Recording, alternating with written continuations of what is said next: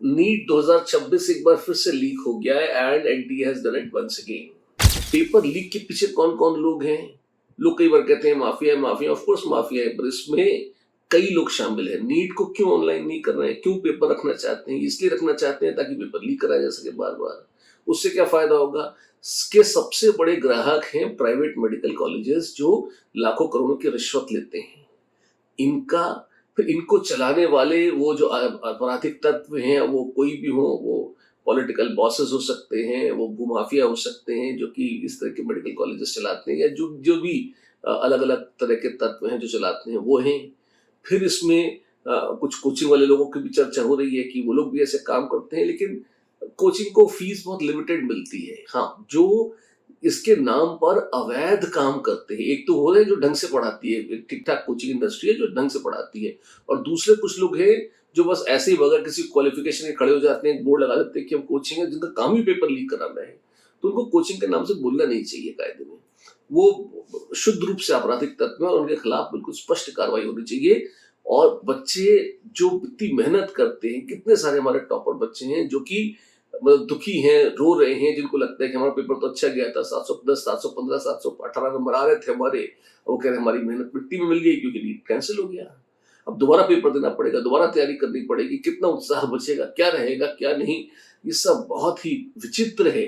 एक अच्छे खासे विद्यार्थियों के, अच्छे विद्यार्थियों के वर्ग को इन्होंने अपनी लापरवाही और अदूरदर्शिता से अंधकार में धकेल दिया है। इसमें एनटीए के सीनियर अधिकारियों पर भी कार्रवाई होनी चाहिए। जो कोई है उनकी जिम्मेदारी फिक्स होनी चाहिए। वो ये कह के पल्ला नहीं झाड़ सकते, सीबीआई की जांच हो रही है, जांच होती रहेगी, लेकिन प्रोसेस ठीक करिए। जो टॉप बॉसेस हैं उनको निकालिए, एनटीए की शुद्धि करिए। और अगर ये सब ना हो पा रहा हो, अगर एनटीए के बस के बाहर की बात है, तो फिर आईआईटी जेईई एडवांस अपना कंडक्ट करती है। आईआईटी वालों को ही रिक्वेस्ट कीजिए कि भैया तुम नीट भी करा दो हमारा, ताकि कम से कम इज्जत से कितना बड़ा एग्जाम कंडक्ट हो सके। वही पेपर सेट कर दे और वही कंडक्ट कर दे, तो वो भी ढंग से कर लेंगे और एक अच्छा काम हो जाएगा। अब ये एनटीए की नाकाबिलियत है या क्या है, ईश्वरी जानता है, पर यही एनटीए जेईई मेन भी कराता है। ईश्वर जाने कैसे कराता है, पर करा तो लेता ही है। तो फिर ये नीट के पेपर में बार बार लीक होने की नौबत क्यों आती है? तो ऑफ कोर्स जिम्मेदारी इसकी पूरी तरह से एनटीए की है, लेकिन एनटीए को भी नीट में कुछ आमूलचूल सुधार करने की आवश्यकता है। और ये बगैर मांगी सलाह हम लोग उनको दे रहे हैं। क्यों? क्योंकि उनको सलाह की जरूरत है। अपनी बुद्धि उनकी चलती होती तो ऐसे खोटे काम करते ही नहीं। पहली बात, एक तो जिस तरह से जेईई मेन होता है, 2 राउंड्स में होता है, जनवरी में भी होता है और अप्रैल में भी, और कई राउंड, मतलब एक तो ऑनलाइन, फिर दूसरा ऑनलाइन होता है, और तीसरे कई पेपर्स होते हैं।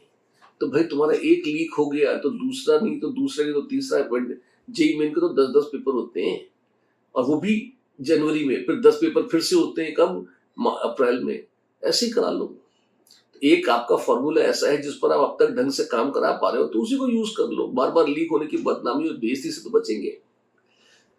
फिर दूसरा काम इनको ये करना चाहिए कि जो सबसे प्रीमियम मेडिकल कॉलेजेस हैं, एम्स है, एएफएमसी है, बीएचयू है, इनको, या और भी जो है ना, जिनको सरकार प्रीमियम मानती है, उनके एडमिशन की प्रोसेस जैसे पहले अलग थी, एम्स की अलग थी, वैसे ही जेईई एडवांस की तरह एक एम्स की एंट्रेंस टेस्ट अलग से रखना चाहिए। जो ये क्वालिफाइंग राउंड के इसका नीट का क्वालिफाई करके हैं, उनको एक ढंग का टेस्ट दोबारा देना चाहिए, ताकि आपको थोड़े से अच्छे डॉक्टर्स मिल सकें।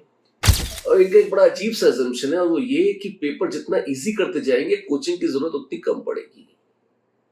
डेटा साक्षी है, जब पेपर टफ होता था नीट का, तो मात्र 8 लाख बच्चे नीट देते थे। अब जब पेपर इजी कर दिया है तो 24 लाख बच्चे नीट दे रहे हैं। इसका मतलब कोचिंग का साइज भी 3 गुना हो चुका है।